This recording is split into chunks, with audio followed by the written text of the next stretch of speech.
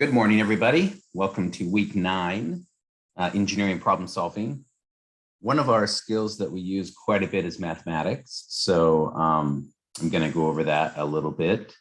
The primary tool for that is both algebra and trigonometry. So I'm going to do trigonometry. So if you've never had trigonometry before, I'm going to cover it in a form that you'll be able to solve some triangle problems. Let me just explain why we need this. Most of the vector analysis that we do is going to be with trigonometry and algebra. So if you don't know what a vector is how we represent a force. So if you have a bunch of snow on a roof, that's a big force that's acting on the roof. We turn that into vectors acting on the roof, and then we can solve for those vectors to determine resultants. And from the resultants, we can actually size members needed to hold that snow up. So how big's the beam got to be? What's the truss got to look like? How much plywood do we have to have up there? All those kind of things. And then in machine design, a lot of times we use machines to transmit force. That's primarily what we do. So I mean, if you think about an aircraft that's going to carry people from one place to another, you need a certain amount of force to push that aircraft up in the air. And then those wings and the fuselage have to be able to resist a certain amount of force so nothing breaks during that trip. Those are all represented with vectors. Vectors are essentially a line that we can draw, and then we can learn things about that vector. So the beginning stages of that is just understanding triangles. You can just think of these as lines or distances. They're scalars, which means they have a unit. Like this is going to be 20 inches or it's going to be 40 pounds.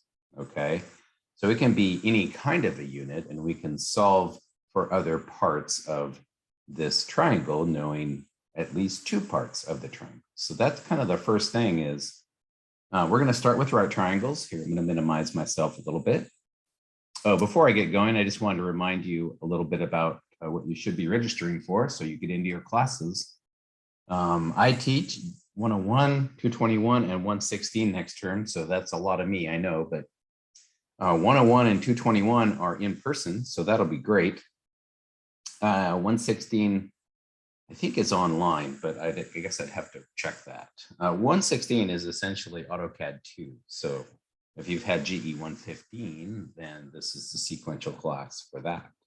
Then I also teach a class called Engineering Sustainability or Sustainable Engineering, ET120. So if you'd like to take an additional course, the second year course, you know, if you've had some of these or you can't take some of those, or you just want other options, I'd be happy to have you in ET120. It's a super fun class. All right, excuse me. All right, let's do some trigonometry. I'm going to start with right triangles this week, and then maybe we'll move to non-right triangles next week. Again, this is how you're going to do your force analysis. So it's super important that we understand right triangles and how to solve for all of the parts and pieces of a right triangle, okay?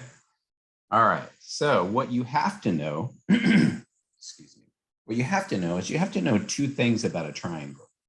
It can be 2 sides. It can be 2 angles. You probably need to know some other side information. But with right triangles, we do know that there must be a 90 degree. That's why we call them right triangles. That means there's a 90-degree angle in the triangle. Now, if you've had trigonometry before and you understand right triangles and solving them, you can probably just fast forward through this and move on to the lab. But if you haven't had it before, then you should really pause and practice with your calculator and make sure that you can solve these kind of problems. All right, so first thing we need to know is what are the rules of right triangles? So there's a rule for triangles. It has to do with the interior angles. These interior angles, the sum of those angles is going to equal 180 degrees. Okay, angles are measured in degrees for us. Your calculator needs to be in degree mode. for everything to work. So if you don't know how to do that, you need to Google it and make sure your calculator is in degree mode. Okay. Now, right triangles means we have a 90, and that's this one right here. And that's represented usually with a square in the corner, meaning that's 90 degrees, or we know it's 90. Okay. So if we know that the sum of the interior angles is 180, that means this one plus this one is 90 also, because 90 and 90 is 180. Okay.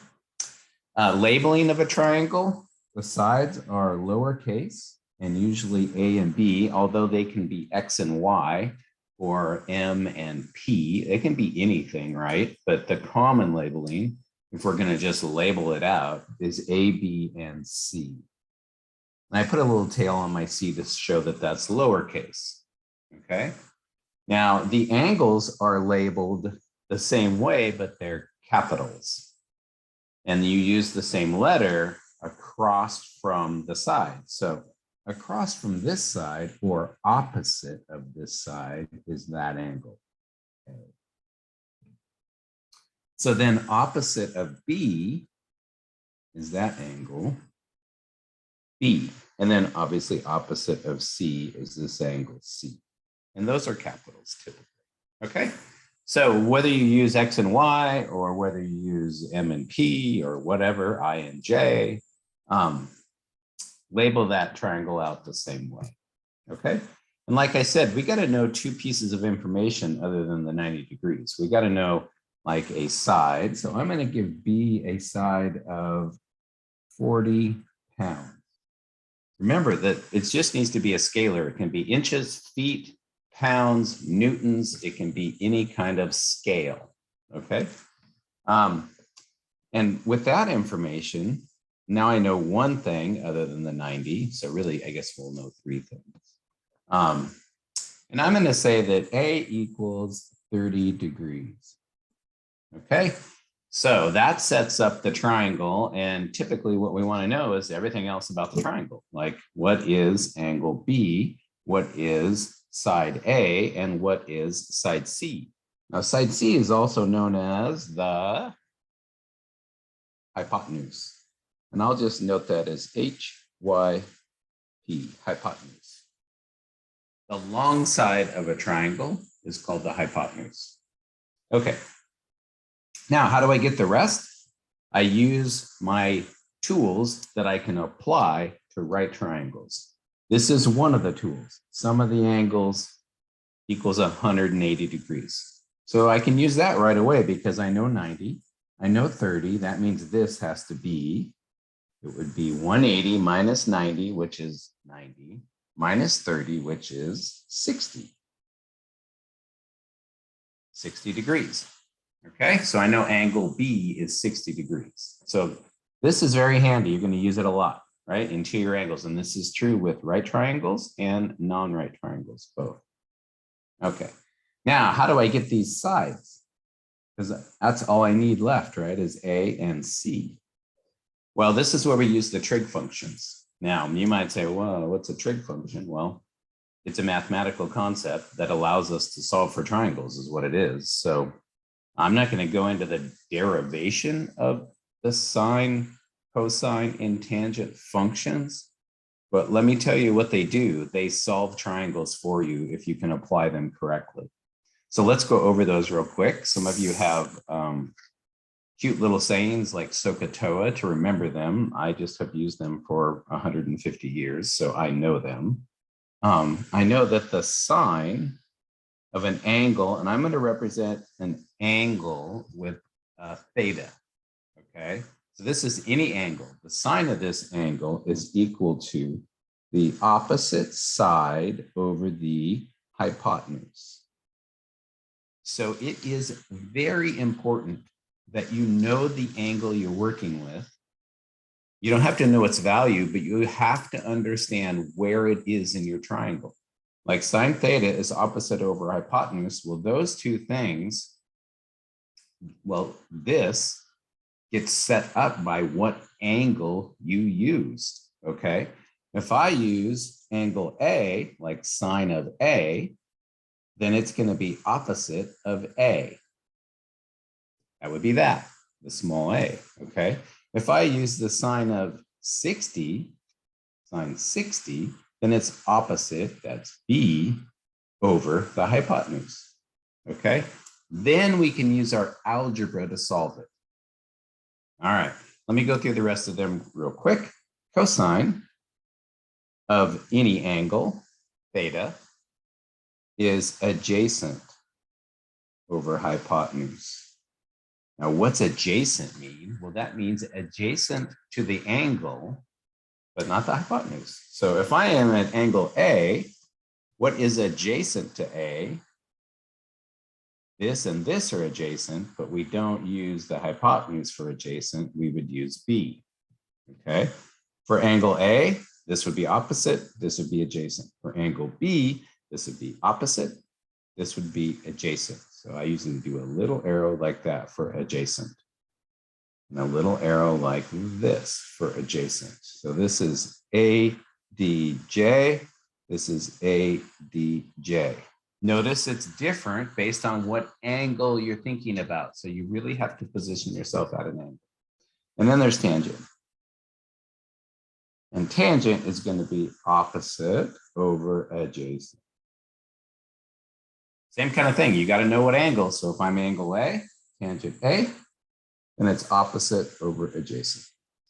All right, so let's use this to solve our triangle. All right, so here's how you should go about it. You should think about what I know and what I want to know. So what I know is 30 and 40, and what I want to know is A and C. So if I know the angle and the adjacent side, what should I use? I know the angle and the adjacent side, I could find the hypotenuse. Okay? Now, I could also use the angle and the adjacent side and find the opposite with this one. So it's a little bit of a puzzle, and there's a few different ways to go about it. So there's not just one way to do it, right? There's many angles and directions to get to the same solution. All right, so I'm going to use cosine. So I'm going to say, and I'm going to rewrite it, cosine of A, which is 30, equals adjacent, which is the 40. Please put your units in, over the hypotenuse. So there's the equation that I generated, right? I chose cosine and I chose the angle 30. And then I just filled in the equation, adjacent over the hypotenuse. Now you have to use your algebra to solve for it. So hopefully we have our algebra down and we know how to solve for the hypotenuse. This could have been written as letter C also, lowercase c, that'd been fine. All right, so how do we solve this? Well, I know I have to get this by itself. So if I multiply by the hypotenuse over here, h, y, p, they cross. What I do to one side, I have to do to the other, h, y, p. So I'm going to end up with HYP cosine 30 equals 40. Well, I need this by itself. So now I have to divide by cosine 30 and divide by cosine 30. So what you end up with is HYP, the hypotenuse, is going to equal 40 pounds divided by cosine 30. So hopefully that algebra is not unfamiliar to you. Hopefully it's familiar. Okay. And the other thing, the shortcut to that is you can just switch places with things. So this can just switch place with this, right? Lower to upper can just switch. That's a little algebra shortcut.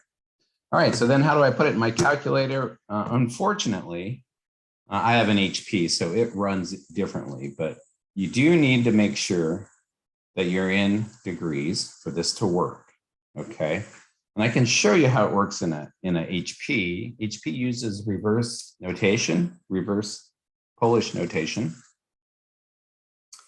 which means I just enter numbers and do functions to them. I don't do the brackets and those kind of things like in a TI. So, don't watch this if you're a TI runner and you know how to run it. But you can see my functions are right here.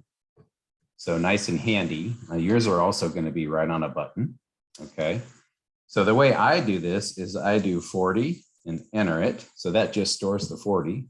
And then I say 30 and cosine. So that gives me the cosine of 30. And then it's divided. So I hit the divide button. So that's just how an HP works. So then the hypotenuse would be 46.18802.154.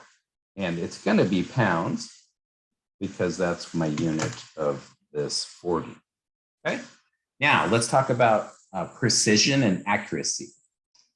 In this class and all of my classes, we have to come up with a system of precision.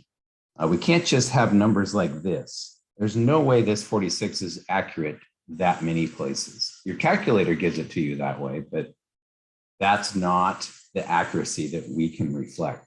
We can only be as accurate as the information or data that's given to us, okay? The data that was given to us is 40 pounds, right? That's it, 40 point nothing, like there's not even a 40.0. So if that was the data given to me, that's to the nearest pound. This answer would be 46.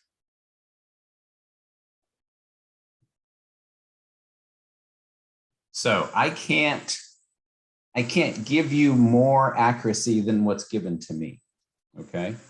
Now, what we do in the class is we assume all numbers are accurate to 2 decimal places. We just make that blanket assumption, and that gives us a little more accurate number, and that lets us practice with precision and accuracy, okay? That's just a pure assumption. When you're in the industry, you need to find out how accurate numbers are. Like, hey, how'd you measure that? Did you measure it to 200ths like you told me, or did you not and you just guessed or something? So you need to find the accuracy of numbers and then reflect the correct accuracy back to the source, whoever's going to use it, okay? So if we go with that statement, then the 40 becomes 0.00, and then this number would become 46.188 would round to 19 pounds. And you'll notice I'm putting a double underline under my answer, and that's what you should do. Somehow identify your answer, like commit, right? Like, hey, this is my answer. I'm committing to it. It's double underlined. I'm positive, right? So this is the kind of work I want, some kind of flow. It's nice if we go with a system of, I know I'm not done with this, but I think you have enough to kind of get going. The way I would get this last one would be maybe the sine function, opposite over hypotenuse, now that I know the hypotenuse. Oh, if you're going to use the hypotenuse, you should use this number. In other words, we don't want to intermediate round in a problem. We want rounding that only happen in the end. So get good at storing your numbers, or at least go 4 decimal places if you're going to type them in by hand. That'll keep the accuracy of the number. So that means if I'm going to use the hypotenuse to solve for something else like side A, I would want to put in 46.1880. Okay. That is super important. Do not round until the very end. And it's a solution. That's when you round. Okay. There's another equation that we can use with right triangles. Maybe some of you know it. It's Pythagorean theorem. So that one is c squared equals a squared plus b squared. And you'll notice those are all lowercase because they deal with the sides of a triangle, right? So if I knew a side and I know b side, I could find c by squaring it and then taking the square root. That's how you get rid of that square on that side. Okay, so I could use that to find side A. Now that I know side B and side C, right? I know side C right there. So I could just write the equation c squared, which is my 46.1880 squared, equals a squared, which I do not know, plus b squared, which is 40, and I'll put in our new accuracy squared, right? So that's Pythagorean theorem. Very helpful. Only right triangles, not non-right triangles. Got to have a 90 degree in there to use it. Okay. So that means I got to solve for this, which you know how to get this to the other side, right? We just subtract the 40 squared. So over here, we subtract the 40 squared. So in my calculator, it would be, and I happen to have my number still here, so I'm just going to use it and square it. So that's that squared. Now I got to subtract the 40 squared. So 40 squared and then minus, and then I'm going to take the square root of it. It looks like 23.094, which is going to be 23.09.